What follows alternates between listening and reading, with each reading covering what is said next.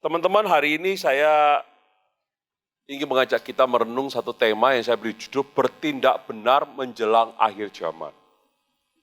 Ya, saya ngambil dari Yudas ayat 17 sampai 23. Tetapi kamu saudara-saudaraku yang kekasih, ingatlah akan apa yang dahulu telah dikatakan kepada kamu oleh rasul-rasul Tuhan kita Yesus Kristus. Saudara-saudara, kalau kita baca Alkitab, kalau ada kata tetapi, itu berarti ada hubungan sama ayat sebelumnya. Ya, jadi kita nggak langsung loncat, loh ini kontesnya apa kok langsung? Nah ini yang saya mau beritahu. Ayat sebelumnya berbicara mereka itu orang-orang yang menggerutu dan mengeluh tentang nasibnya. Hidup menuruti hawa nafsunya, tetapi mulut mereka mengeluarkan perkataan-perkataan yang bukan-bukan. Dan mereka menjilat orang untuk mendapat keuntungan. Saudara-saudara, kalau kita melihat ayat-ayat sebelumnya, ini berbicara banyak terjadi penyesatan, banyak terjadi kekeliruan. Tetapi kita dikatakan, saudara-saudara yang kekasih, ingatlah apa yang dahulu telah dikatakan kepada kamu oleh rasul-rasul Tuhan kita, Yesus Kristus. Kita berbeda. Kita berbeda bukan sombong, tapi kita berbeda karena memang kualitas kita sebagai orang percaya harus berbeda. Bukan sombong, kembali lagi. Ayat 18, sebab mereka telah mengatakan kepada kamu, rasul-rasul sudah bilang, menjelang akhir zaman akan tampil pengejek-pengejek yang akan hidup menuruti hawa nafsu kefasikan mereka. Mereka adalah pemecah belah yang dikuasai hanya oleh keinginan-keinginan dunia ini dan yang hidup tanpa Roh Kudus. Akan tetapi kamu, saudara-saudaraku, kembali lagi dipertentangkan. Yang kekasih, bangunlah dirimu sendiri di atas dasar imanmu yang paling suci. Dan berdoalah dalam Roh Kudus. Peliharalah dirimu demikian dalam kasih Allah. Sambil menantikan rahmat Tuhan kita, Yesus Kristus untuk hidup yang kekal. Tunjukkanlah belas kasihan kepada mereka yang ragu-ragu. Selamatkanlah mereka dengan jalan merampas mereka dari api. Tetapi tunjukkanlah belas kasihan yang disertai ketakutan kepada orang-orang lain juga. Dan bencilah pakaian mereka yang dicemarkan oleh keinginan-keinginan dosa. Saudara-saudara, perikop Yudas 17 ayat 23 mengajari kita untuk bertindak benar menjelang akhir zaman. Dengan melakukan hal-hal sebagai berikut. Kenapa saya ngambil ayat ini atau perikop ini? Banyak di antara kita ingin hidup kita itu menjadi berkat. Hidup kita membawa perubahan. Tapi kita lupa bahwa hidup kita sendiri kadang-kadang bukannya kita merubah orang atau kita merubah situasi, malah kita ini yang ikut arus. Bisa ngerti maksud saya? Banyak terjadi demikian. Oke, saya akan jelaskan nanti di poin-poin berikutnya. Saudara-saudara, poin pertama dari khotbah saya, renungan buat kita hari ini, saya bagi 3I. Ya. Tadi ibadahnya jam 5, saya 3A. Saya gampang, 3I sama 3A. Jadi saya selalu berusaha mempermudah. Ingatlah selalu akan firman Tuhan. Perhatikan baik-baik. Tetapi kamu saudara-saudara kekasih, ingatlah akan apa yang dahulu telah dikatakan kepada kamu oleh rasul-rasul Tuhan kita, Yesus Kristus. Saudara-saudara, di dalam situasi menjelang akhir zaman dikatakan di ayat berikutnya, dan mengingatkan kepada kita, kalau saya boleh katakan bukan hanya sekedar mengingatkan, menjadi peringatan buat kita, bahwa hal ini sudah dinubuatkan oleh rasul-rasul. Jadi teman-teman, kalau saya belajar sedikit mengenai ilmu tafsir, saya juga belajar sedikit mengenai akhir zaman, karena saya guru agama juga. Buat saya nggak bingung. Saya banyak hal nggak ngerti. Dan jangan tanya saya secara detail, saya nggak ngerti. Ada di Alkitab, di Wahyu saya nggak ngerti. Contoh, Wahyu 19 tanya, Yesus akan datang naik kuda. Kudanya kuda apa? Kuda Arab atau kuda Sumbawa? Saya nggak ngerti. Kita nggak usah ribut masalah kuda-kudaan itu. Oke? Tapi saya tahu Yesus pasti datang untuk menang. Itu. Jadi kita nggak usah ribut masalah kecil-kecil. Oh, Yesus pakai pedang. Oh, zaman akan datang. Perang masih pakai pedang. Oh, kena peluru kendali, meledak dia. Enggak usah ribut. Itu penglihatan sesuai dengan zamannya Yohanes. Kita nggak usah ribut, yang pasti Yesus menang, gitu aja deh. Oke? Nah, saya nggak bisa detail itu, karena memang Alkitab menjelaskan terbatas itu. Tetapi yang harus kita ingat, bahwa apa yang dikatakan oleh Alkitab mengenai masa depan itu pasti terjadi. Kurang lebih, Alkitab itu 25% sampai 30% itu nubuatan, katanya orang yang meneliti. Dan 2/3 sudah digenapi. Jadi tinggal 1/3 yang belum digenapi. Kalau bicara metode, siapa di sini yang di bidang penelitian? Kalau metodenya ini mendekati, maka yang ke depan itu yang belum terjadi itu bisa dilakukan pendekatan dengan metode itu. Itu bicara metode, cara. Kalau kita mempelajari Alkitab, kita nggak usah heran. Jadi teman-teman, saya perlu jelaskan ini karena saya begini. Banyak terjadi seperti zaman dulu, ya. Bahkan sekarang tambah gila lagi karena semua gampang diviralkan. Teman-teman, kalau kita belajar firman Tuhan itu pedoman filter buat kita. Saya belajar gini, kalau orang bernubuat segala macam, kita nggak usah bingung. Kalau engkau dan saya mempelajari Alkitab, teman-teman, maka engkau akan ngerti bahwa apa yang terjadi nggak usah heran, nggak usah kaget. Nanti saya buktikan. Jadi teman-teman, patokan pertama adalah firman Tuhan itu pedoman filter buat kita. Itu dulu. Hidup di akhir zaman filternya itu. Seperti Pak Arifin bilang tadi itu. Orang sekarang itu gampang. Selingkuh. Berzina itu. Pak ngelirik aja. Alkitab bilang kamu lihat aja kepingin. Aduh, sudah berzina. Kata teman saya zina kering. Sama aja itu berzina. Sorry, ini bukan pikiran jorok, silakan loh, saya nggak pikir jorok. Cuma kata teman saya begitu. Itu enggak, tetap berzina. Kamu ingin bunuh aja sudah dosa. Saudara-saudara, kita nih pakai patokan itu. Jangan cari patokan lain dulu. Ini yang membuat kita, akhirnya kita bisa berkata, ya Tuhan, saya ini akan kau pakai, akan menjadi, kalau gembala, saudara, Bapak Ibu, Pak Anton bilang, agen-agen perubahan khotbahnya dia berapa minggu yang lalu. Engkau jadi agen gak mampu. Kita ini harus punya patokan itu dulu. Sebelum kita melangkah, kita pegang itu dulu. Yang berikutnya Bapak Ibu perhatikan. Ayat 18, sebab mereka telah mengatakan kepada kamu, sudah ngomong, kalau sudah diberitahu masih gak ngerti, kebangetan dah. Belum baca kan berarti. Atau mungkin lupa. Kalau lupa, diingat. Hari ini tugas saya mengingatkan Bapak Ibu. Menjelang akhir zaman akan tampil pengecek-pengecek yang hidup menuruti hawa nafsu kefasikan mereka. Menjelang akhir zaman kapan? Selalu orang khotbah akhir zaman, akhir zaman, akhir zaman. Saya akan kasih Bapak Ibu sedikit gambaran. Bagaimana kita mengetahuinya? Oke, mulai plototi. Oke, ini gambar yang paling sederhana. Silau Pak.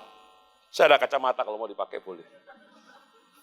Ya teman-teman, yang ini gak usah dihafal. Intinya gini aja, perhatiin guanya yang gede aja.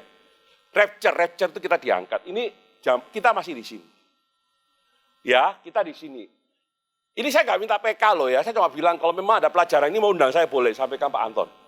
Saya kan juga dosennya STT Kingdom. Ini rapture. Rapture itu kita diangkat.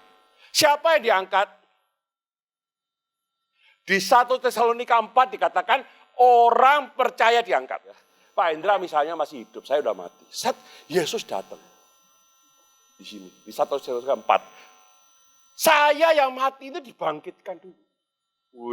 Jangan tanya saya modelnya apa segemu ini, jangan urusan fisik lah, itu penghinaan, nggak usah dibahas. Ya, saya masih mati dibangkitkan. Pak Hendra yang masih hidup juga diangkat, sama-sama diangkat di 1 Korintus 15 kalau tidak salah. Iyalah saya benar ya. Kita akan diubah dalam sekejap. Oke? Saya dan Pak Hendra diubah. Masih kamu ganteng sekarang, belum tentu nanti lebih ganteng kamu. Kan gitu. Karena Tuhan ubah saya. Oke? Kalian tertawa berarti kalian bilang Pak Hendra lebih ganteng dari saya. Keterlaluan. Diubah sekejap. Kita naik. Tahta pengadilan Kristus. Kita nggak diadili, tapi kita terima mahkota. Orang percaya, semua orang percaya akan diangkat, termasuk yang mati. Jelas sampai sini? Ya Bapak Ibu, kita ini semua orang percaya nggak? Yang bersuara pasti diangkat, yang belum ragu-ragu. Kita diangkat. Oke, amin. Sekarang mau tanya, di dunia ini tinggal siapa? Orang yang tidak percaya. Ini yang ngomong bukan saya, Alkitab. Yang nggak senang sama saya nggak apa-apa. Wah, ngomong Alkitab kok. Ini ada namanya 7 tahun masa tribulasi. Masa kesusahan besar. Jadi teman-teman, ya, kalau kalian udah ngerti ini jangan ditakuti sama yang khotbah. Teman-teman, hati-hati kiamat, hati-hati lu masuk penderitaan. Itu yang ngomong nggak ngerti ini. Kalau gereja rock battle pasti pengajarannya ini. Oke? Saya mempertanggungjawabkan ini direkam. Ya. Kita bakal diangkat. Jadi yang menderita di sini itu bukan kita. Jadi Bapak Ibu nggak usah takut. Berapa tahun yang lalu chip cap. Takut chips. KTP pakai chips. Tanya gembalanya, Pak pakai chips boleh enggak? Terlatih saya. Gitu masih ada pendeta masih diladeni. Kurang sekolah. Saya mau tanya, dompetnya siapa sekarang punya ATM? Saya jangan tanya saldo, ATM saya ada. Ada chipsnya enggak semua? Semua punya chips enggak? Enggak ada apa-apanya. Yang zamannya nanti angka itu, chips itu segala macam itu zaman di sini. Kita sudah diangkat. Memangnya Ika pikirin di sini, betul nggak? Jadi nggak usah takut. Kalau ada yang masih takut, ATM-nya taruh sini semua. Jangan lupa kasih saldo dan PIN supaya bisa saya ambil. Saya akan donasikan untuk diakonia. Ada yang mau? Jangan takut, jadi jangan dibodohi sama pengajaran. Ini jelas di Alkitab ada, saya ngajar juga, saya sedikit tahu lah. Jadi jangan takut, teman-teman kita bakal di atas. Amin. Pertanyaan kita, seringkali kita berkata, kita akan datang memerintah bersama dengan Kristus. Ayo pakai badang apa? Kan udah mati. Betul nggak? Pak Hendra udah mati, Effendi udah mati, diangkat semua berubah. Kita dikasih tubuh. Tidak ada yang tahu, tapi diperkirakan atau diasumsikan seperti tubuh Kristus saat bangkit. Tubuh kemuliaan. Amin. Saya mau tanya, waktu Yesus, saya pernah khotbah di sini. Yesus waktu bangkit ketemu murid-muridnya. Yesus masih bisa makan ikan enggak? Yohanes 21, betul enggak? Sediakan ikan sama roti bakar. Memang di ayat itu udah berkata Yesus ikut makan, tapi saya percaya Yesus ikut makan. Oke? Yesus bisa ngobrol sama orang. Bisa, itulah kita, nanti kita datang. Yesus datang kedua kali. Perkawinan anak. Sorry. Ada sesuatu yang jatuh. Yesus datang kedua kali. Ini bersama orang percaya. Mengalahkan antikris yang di sini. Oke? Bapak serius banget, saya senang Pak. Bapak, jangan oleh lagi Pak. Bapak serius banget, saya senang. Serius. Ya, sini. Ya. Kita akan memerintah. Itulah kenapa kita dikasih tubuh kemuliaan. Supaya kita bisa memerintah orang yang melewati ini. Bisa nangkep? Kalau enggak, lu mau pegang, lu mau ngomong, ya apa caranya? Bisa nangkap sedikit. Oke? Pelajaran berikutnya, ikuti STT Kingdom. Intinya di sini ya. Jelas sampai sini? Di sini masih ada yang bertobat, bisa. Ya, Alkitab juga ada. Bahkan malaikat pun dipakai menginjil. Oke dah, saya nggak bahas itu lebih dalam karena waktu nggak nututi. Intinya kita sudah tahu. Ya, Bapak Ibu nggak usah khawatir, nggak usah takut. Kita bakal diangkat. Oke? Loh Pak, katanya Bapak menjelang akhir zaman. Saya tunjukkan. Ini hafal dulu ya, pokoknya kita diangkat. Nah ini kita sama-sama baca, saya turun sedikit. Kapan itu? Matius 24 ayat 29-30. Sama-sama baca yuk. 1, 2, 3.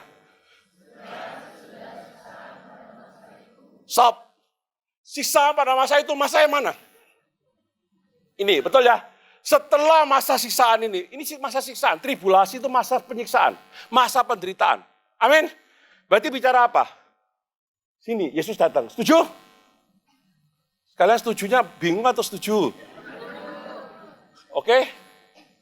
Ya, saya berhenti. Nggak gitu terus kan bingung. Oh berhenti aja, bingung apalagi terus. Segera sesudah siksaan pada masa itu. Setuju ya? Oke, amin ya. Wih, semua masuk surga. Oke. Sama-sama baca yuk. 1, 2, 3. Matahari akan menjadi gelap. Dan bulan tidak bercahaya. Dan bintang-bintang akan berjatuhan dari langit. Dan kuasa-kuasa langit akan goncang. 1, 2, 3.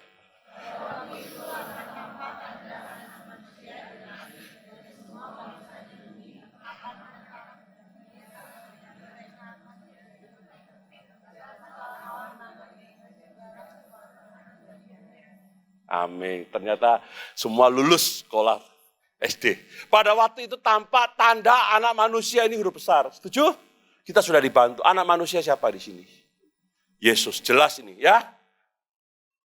Klop kan sama ini? Sorry. Yesus akan datang. Betul enggak? Second coming. Betul? Anak manusia itu datang. Klop ya? Ya? Oke. Di langit. Weh, sama-sama. Dan semua bangsa di bumi akan meratap. Semua bangsa di bumi akan meratap. Semua bangsa di bumi. Kok iso yo? Bentar. Dan mereka akan melihat anak manusia. Semua bangsa akan meratap dan melihat. Setuju enggak?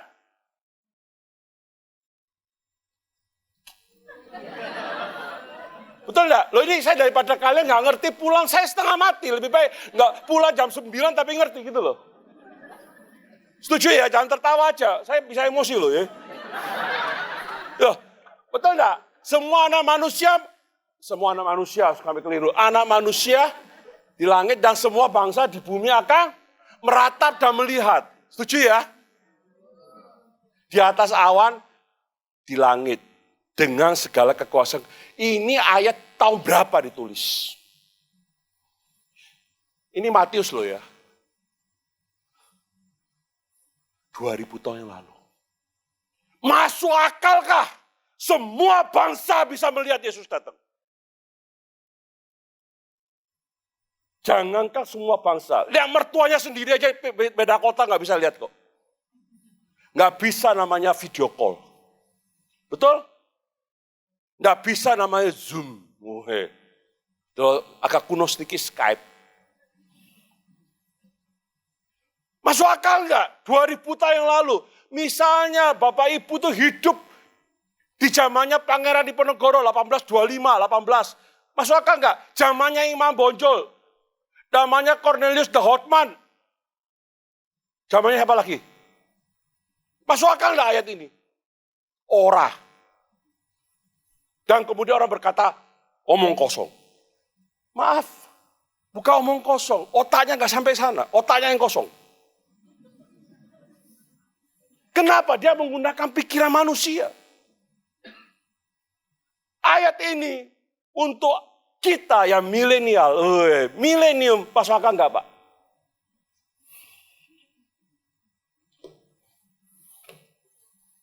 Halo yang, nggak usah tunggu aku makan, oke? Gue lagi ibadah nih. Bisa nggak aku ngomong gitu? Bisa, istri saya langsung lihat saya, ini pura-pura aja. Bisa nggak? Bisa. Yesus datang, set. Misalnya di jembatan, bukan jembatan, memangnya jembatan Ancol, bukan.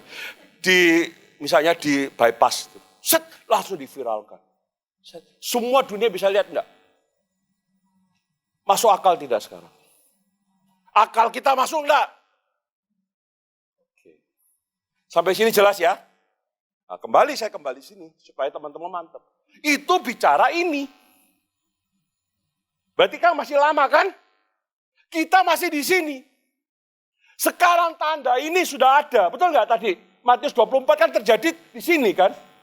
Kalian nyantep enggak sih? Depan tuh yang gini. Kita masih di sini Pak Le, Bu Le.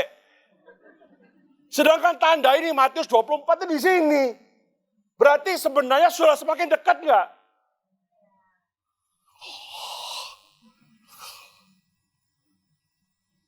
Kalau saya sekarang bilang kita menjelang akhir zaman, Bapak Ibu percaya nggak? Gak usah bilang nubuatnya si A, si B, si C. Gak usah, Alkitab. Gak percaya buka Alkitabnya sendiri. Ada nggak Matius 24 tuh? Ada.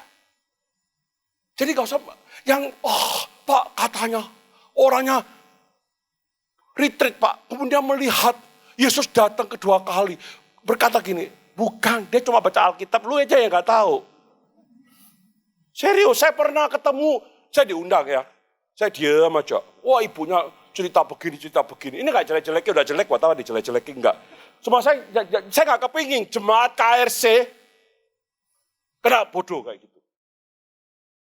Serius saya ngomong, saya nangis itu hati saya. Aduh, semua lihat, wah, ibunya bilang, wah betul, ini loh, saya ke surga begini itu juga. Nah, hati saya itu Mbak Google punya, itu dia ambil fotonya semua. Begitu selesai saya tanya, saya diam aja. Gak sopan kan, gak dijawab. Pendetanya ngomong, Pak Effendi kan ngajar mata kuliah ini. Iya, ngomong dong. Saya bilang, Bu, Ibu ngomong tadi itu semua itu, maaf ya Bu ya, di Google aja Bu. Foto-fotonya Ibu dari Google. Itu ya betul Bu. Dan Ibu ngomong itu gak masuk akal. Saya tanya pertanyaan gini, coba jelaskan. Iya Pak, tapi saya langsung diajari sama Tuhan Yesus. Tuhan Yesus ngangkat saya ke surga. Saya diajari sama Tuhan Yesus. Oh, sekolah private, kalah deh gue. Betul loh, ini kejadian di Denpasar loh. Sedih saya, jujur aja. Saya nggak kepingin Bapak Ibu seperti itu. Ini bicara Alkitab, amin. Saya nggak jelek-jelekin. Yang sudah jelek nggak usah dijelek-jelekin. Saya kepingin kita semua pinter. Jangan mau dibodoh-bodohi, amin. Jadi waktunya sudah dekat. Ingat, mereka adalah pemecah belah yang dikuasai hanya oleh keinginan-keinginan dunia ini dan hidup tanpa Roh Kudus. Orang percaya tidak sama dengan mereka, kita, tetapi mempersiapkan diri kita sebagai mempelai Kristus. Kita perlu memahami kondisi ini yang terjadi. Kenapa saya berkata, teman-teman, kita ngerti mengenai akhir zaman. Saya sebagai orang percaya, kenapa saya kemudian serius belajar Alkitab, kemudian saya bertobat, telah arti sungguh-sungguh mau ikut jadi hamba Tuhan, bukan karena bangkrut, bukan karena utang saya banyak, enggak. Saya terpanggil jadi hamba Tuhan, betul-betul mau belajar karena saya melihat bahwa saya sudah diberi sama Tuhan firman. Betapa bodoh dan sia-sianya saya kalau saya nggak mempelajari itu dan mengerti. Sekarang saya nggak takut. Orang berkata, Pak ini bakal kiamat. Saya bilang semakin cepat semakin baik. Kita memahami kondisi yang terjadi. Yang kedua, dampaknya apa? Kita sudah tahu bahwa akhir zaman itu semakin kacau. Jadi saya heran. Kemudian bagaimana kita meresponi, menyikapi. Saya sekarang belajar. Firman Tuhan buat saya itu pegangan. Saya nggak takut. Bukan nantang loh Pak. Saya takut mati juga kalau mau ditok. Enggak Pak, tak berani saya. Ya tapi saya nggak mati ya nggak apa-apa. Loh Bapak Ibu, sorry. Malam-malam saya sering berdoa, Tuhan kalau malam ini Engkau panggil saya. Ya enggak apa-apa. Serius saya ngomong. Kok besok pagi saya bangun, berarti saya masih melayani di Kuta Rock Sanur. Kuta Rock Center, bukan Sanur. Oke, saya kerja Sanur, Rock Sanur. Saya gitu. Kalau saya mati ya enggak apa-apa, paling Pak Hendra cari pembicara lain, bingung sendiri kan. Gak masalah, saya yakin saya punya Tuhan. Saya tahu Tuhan pakai saya. Saya kalau mati itu tinggal pindah tempat toh. Kayak sini pindah kamar mandi, tak, Yesus.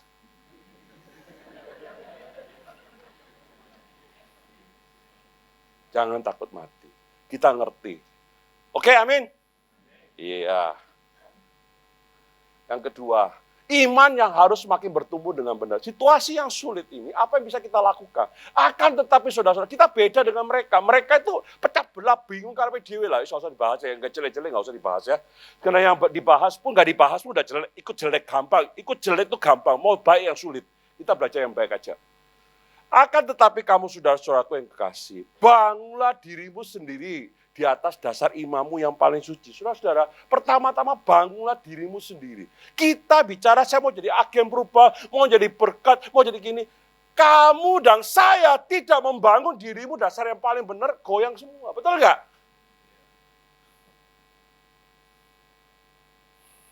Jelek-jelek gini saya juga olahraga. Kenapa kaki saya bisa kuat? Nah, Bapak Ibu ini sedikit tips ya. Mau dihapus boleh tak apa-apa. Kalau tendang gini tuh goyang kita. Kalau tendangnya gini lebih stabil. Saya belajar dari YouTube, bukan saya. Jadi saya juga belajar. Oh ya ternyata benar ya. Nah, kita harus kuat dasarnya dulu. Kalau enggak gitu kita baru ngangkat kaki tendang. Belum apa-apa belum ditendang kita udah jatuh sendiri. Betul nggak? Saya tenggelam. Pak Hendra bisa renang. Nah, Pak Hendra kalau nggak bisa renang, berani dia cemplung. Renangnya baru kayak kodok. Ayo, bisa nggak badan segede gini dibantu sama dia? Sulit, ombak besar. Dia harus pintar dulu. Kenapa? Tim SAR kok pintar renang? Betul nggak? Ada kursusnya, ada macam-macam. Dia perlu kecakapan. Sama dengan kita. Hari ini engkau berkata, iya Tuhan, ini di akhir zaman. Hidupku mau jadi berkat. Hidupku sebagai anak muda. Teman-teman, saya tahu di sini ada 50 lebih, enggak apa-apa, rambutnya putih, enggak apa-apa. Tanggap anak muda semua. Kita ini masih muda. Kesempatan kita masih banyak. Ayo, kita bekerja. Oke? Tetapi jangan hanya bekerja. Bangun dulu dirimu. Punya skill, punya hikmat, punya rohani yang kuat. Nah, saudara-saudara, di atas imammu yang paling suci, yaitu Yesus Kristus. Dan pengajarannya. Teman-teman, sebelum kau melangkah keluar, jadi berkat, mengabarkan kasih Kristus, dasar imammu harus kuat. Berapa banyak terakhir ini ribut, masalah Yesus itu anak Siopo. Betul nggak? Yesus itu anaknya siapa? Bingung aja jawabnya. Saya ditanya sama pendeta-pendeta di Bali, Pak Effendi kan ngajar mata kuliah ini, ya terus apa? Ngapain sih Pak? Pak, kalau saya Pak, gampang Pak. Saudara-saudara, saya ditanyai, Pak bagaimana kita belajar Yesus? Belajar yang palsu-palsu toh percuma. Kalau saya ini belajar yang asli. Saya yakin ini wani asli. Dari pegangannya terasa. Dari benangnya. Kita tahu asli. Begitu kita terima palsu. Betul nggak? Kalau kita terima palsu terus, suatu ketika yang asli datang pun, Pak ini asli. Iya ya, asli ya. Lu aja nggak pernah tahu, karena lu nggak pernah belajar yang asli. Bisa ngerti maksud saya? Jadi kalau engkau dan saya ingin punya iman yang benar-benar belajar firman Tuhan secara benar. Oke? Yang berikutnya, berdoalah dalam Roh Kudus. Bandingkan ayat 19. Yang hidup tanpa Roh Kudus. Oke? Kita ini hidup berdoalah dalam Roh Kudus. Kenapa kata berdoalah dalam Roh Kudus? Karena kita ini lemah. Yesus naik ke surga. Dia memberi kita apa? Penolong. Yang bersama dengan kita selamanya. Kalian yakin enggak sih? Betul ya? Parakletos. Pembela, advokat, penghibur. Pengantara kita, itu parakletos kata dipakai. Berdoa dalam Roh Kudus. Jadi saudara-saudara, saya bisa nggak goyah? Sehebat-hebatnya saya membangun fondasi iman saya bisa nggak kuat. Kalau saya kuat, saya berpikir gini, nggak mungkin Tuhan kirim Roh Kudus untuk menyertai saya selama-lamanya. Karena saya lemah, Tuhan Yesus tahu. Dalam Yohanes 17 itu Yesus berdoa supaya murid-murid itu dikuatkan, ditopang oleh Bapa. Dia tahu, justru itu Bapak Ibu, kalau engkau dan saya ngerti ini, kita itu nggak usah, ayo berdoa, nggak usah. Otomatis dalam hidup kita, Tuhan, aku ini nggak mampu. Aku ngerti, Pak Effendi memangnya bisa. Saya tahu firman Tuhan, tapi kadang-kadang saya nggak bisa lakukan. Saya kira-kira sebulan yang lalu tuh ngalami peristiwa yang begitu luar biasa dalam hidup saya. Sampai saya itu maaf ya, agak sedikit kurus gara-gara itu ya. Sulit makan selama seminggu. Ya, saya merasa betul-betul tidak bisa ngontrol diri sebagai hamba Tuhan. Saya menangis malam-malam. Saya ngomong sama Tuhan, hati doa saya, Tuhan aku nggak sanggup. Sebenarnya aku malu sebagai hamba Tuhan harus mengalami seperti itu. Tapi ini terlalu besar, aku harus hadapi. Roh Kudus terus menghibur saya, menguatkan saya. Sampai akhirnya satu taraf saya bilang, ya Tuhan, saya manusia. Saya perlu Roh Kudus, saya perlu dihibur, saya perlu ditegur, saya perlu dikuatkan. Selesai itu saya bisa makan enak. Hidup saya tidurnya lebih enak. Roh Kudus penolong. Amin. Kita bisa goyah. Yang berikutnya, peliharalah dirimu demikian dalam kasih Allah. Itulah kasihnya Tuhan. Kita itu tidak sempurna, kita itu banyak kelemahan. Saya percaya dari ujung yang baju garis-garis sampai yang sini, tidak ada orang sudah. Itu semua itu pernah mengalami kesulitan dalam hidup. Pernah juga jatuh dalam dosa. Pernah juga kita nggak puas dengan keadaan. Di sini katakan, peliharalah dirimu demikian dalam kasih Allah. Apapun yang terjadi di hidupmu, pada saat kau masih berdosa pun Yesus sudah mati untuk kita. Roma 5 berkata demikian. Artinya sebenarnya kita tidak layak. Apalagi kita sekarang anaknya.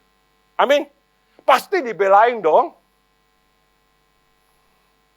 Haleluya. Oke. Yang ini enak. Sama-sama baca yuk. Yang enak kita sama baca, yang nggak enak nggak usah. Saya yang baca aja. 1, 2, 3. Sambil menantikan rahmat Tuhan kita, Yesus Kristus, untuk hidup yang kekal. Kita nggak tahu kapan Yesus datang. Tapi engkau dan saya sekarang ini sedang nunggu. Bapak Ibu pernah nggak bayangkan, pernah nggak naik pesawat atau naik bis? Bisnya sebentar lagi datang atau pesawat sebentar lagi mau terbang. Ketemu istri, ketemu keluarga, ketemu mama, papa. Ke tempat yang kita seneng. Rasanya seneng nggak? Di ruang boarding. Enak nggak? Rasanya kangen, kepingin. Kecuali orang yang kamu nggak seneng ya. Kita seneng, kita menanti untuk hidup yang kekal. Saudara-saudara, waktu kita nggak banyak. Ya, termasuk khotbah ini sudah tidak lama lagi. Yesus juga akan datang. Jangan tanya saya kapan, itu haknya Tuhan. Cuma kita melihat dari Matius 24 itu jelas. Oke? Yang ketiga, ingin berbelas kasihan terhadap siapapun. Saudara-saudara, keinginan untuk senantiasa melakukan hukum kasih. Ayat berikutnya 22.